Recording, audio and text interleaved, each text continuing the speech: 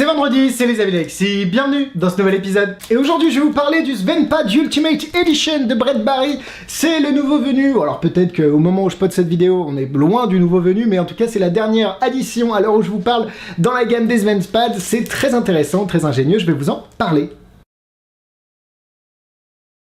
Alors, le Svenpad Ultimate Edition qui est fourni dans ce petit sac et avec des petites cartes aussi qui tombent, mais c'est pas grave. En gros, c'est un pad avec à l'intérieur des pages avec des dessins, dont un dessin qui est entouré. Et vous allez, grâce à ce petit pad, pouvoir faire 3 phases de routine, enfin d'une routine de mentalisme, qui sont vraiment bien ficelées et qui fonctionnent presque toutes en français.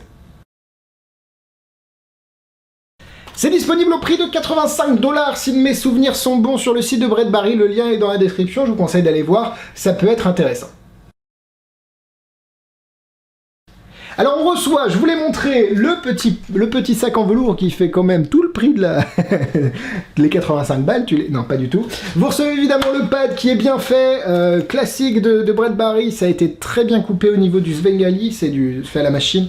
Vous avez aussi les patchs qui sont collés un petit peu comme tous ces Rhodia, donc en fait les spirales ne servent à rien. Mais c'est grâce à ça que ça peut ne pas, enfin ça ne va pas bouger sur les côtés. Les dessins, on dirait vraiment qu'ils ont été faits à la main et ça fonctionne dans n'importe quel langage à partir du moment où évidemment c'est des dessins, mais il va y avoir des reveals qui vont être faits utilisant les lettres. Et donc là, en français par rapport en anglais, est-ce qu'on va être bien? C'est le suspense pour la fin de la vidéo. Vous avez également, je me baisse parce que je l'ai fait tomber tout à l'heure, la petite carte mémo pour vous souvenir de la 3e phase. Et vous avez évidemment... parce que je fais tout en une prise, hein, je ne fais pas de coupure, moi je ne suis pas comme ça.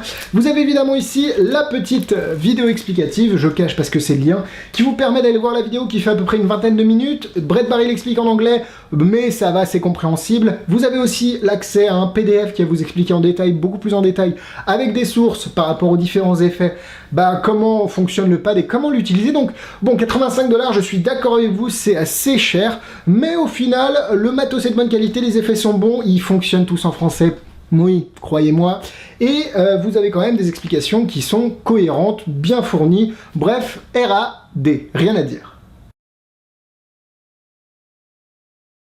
Je ne peux pas faire de démo devant vous, mais en gros, première phase, vous allez pouvoir demander à quelqu'un d'ouvrir le pad à n'importe quelle page, boum, il l'ouvre, il regarde le dessin qui est entouré, il lit tous les autres dessins, et évidemment le dessin entouré dans l'ordre qu'il veut, et vous êtes capable juste à l'oreille de deviner quel est le mot qui était entouré. Vous pouvez faire ça plusieurs fois, c'est très simple à faire, et ça marche également en français.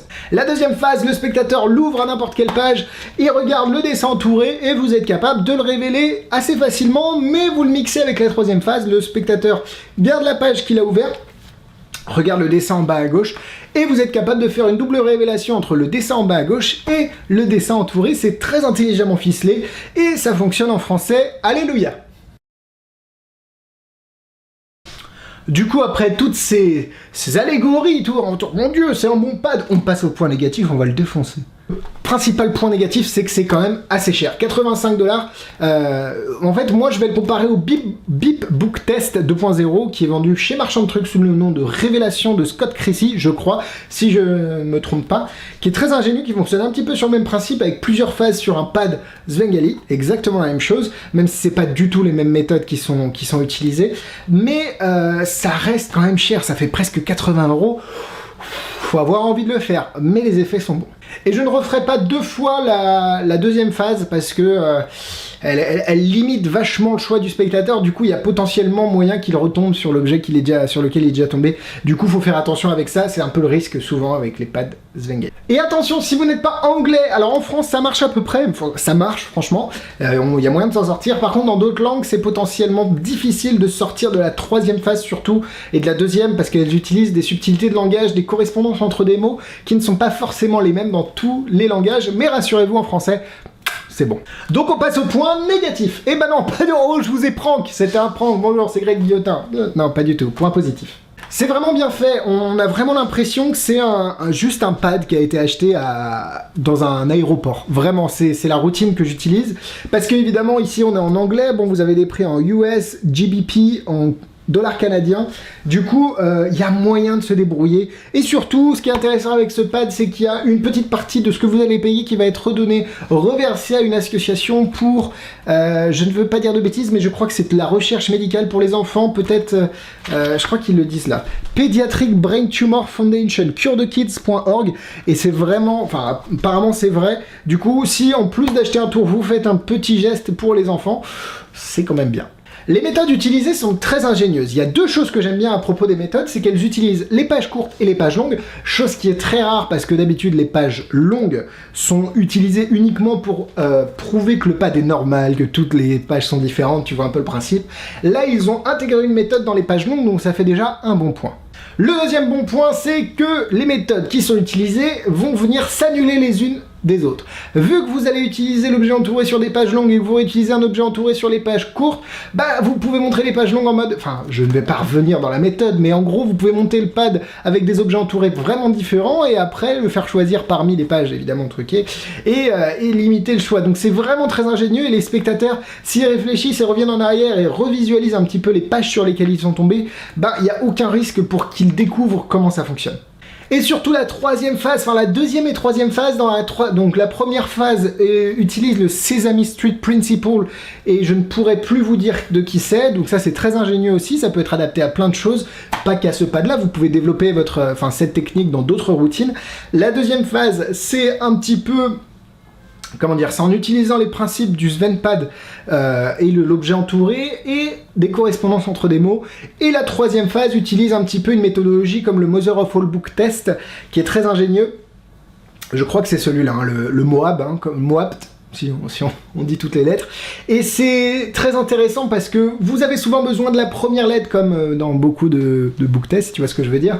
Et là, elle est retrouvée d'une manière très simple parce que vous utilisez un autre mot et dont vous connaissez déjà la première lettre. Donc tu sais, tu peux miscall la lettre sur le dernier mot et dire non, c'est pas sur celui. Vous pensiez B, c'est bon. Ah, là, vous dites sur l'autre. Et je sais pas si ça fait sens ce que je suis en train de dire, mais la routine est vraiment bien construite, c'est ce que j'ai envie de vous faire comprendre. Vous pouvez répéter la première et la dernière phase, donc la phase 1 et la phase 3 autant de fois que vous voulez, la phase 2 un peu moins comme j'ai dit parce qu'il va y avoir des répétitions, mais ça peut être cool de le répéter, surtout des gens qui moi je peux essayer, oui, tu vois, ça peut être sympa. Vous allez faire participer au moins 3 spectateurs durant cette routine et ça j'adore. Du coup, ça va maximiser votre participation avec les gens, les gens vont vouloir tous participer parce que les gens adorent participer dans ce genre d'expérience. Du coup, c'est vraiment très cool comme effet. Ouais. Très cool. Du coup, je pensais pas dire ça un jour parce que les SvenPad, ça fait un petit peu comme Apple, ça fait un petit peu secte et il est en train de... Donc SvenPad, ça a été une marque déposée, du coup tout ce qui s'appelle SvenTruc, il est en train de l'attaquer. C'est un peu malsain, je trouve, comme atmosphère. Mais là, Brett Barry a tapé fort, je trouve, parce qu'il apporte bien plus qu'un outil à forcer, il apporte une routine complète de mentaliste qui peut être faite en français pendant 5 à 10 minutes si vous la construisez bien.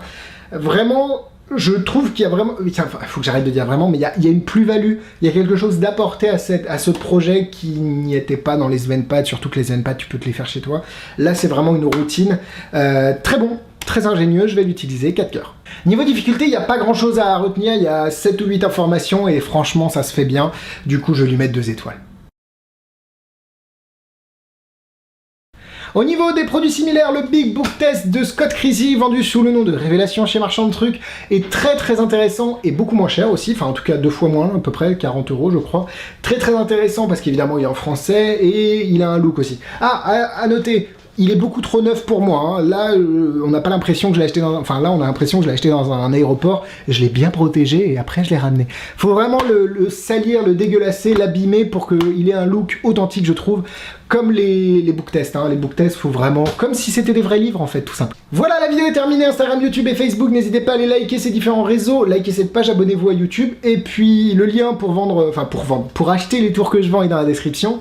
Nous, on se retrouve, merci aux tipeurs, et on se retrouve la semaine prochaine. Gros bisous. Quoi, Alexis, tu t'es trompé? Bisous. Oh putain, j'ai eu peur.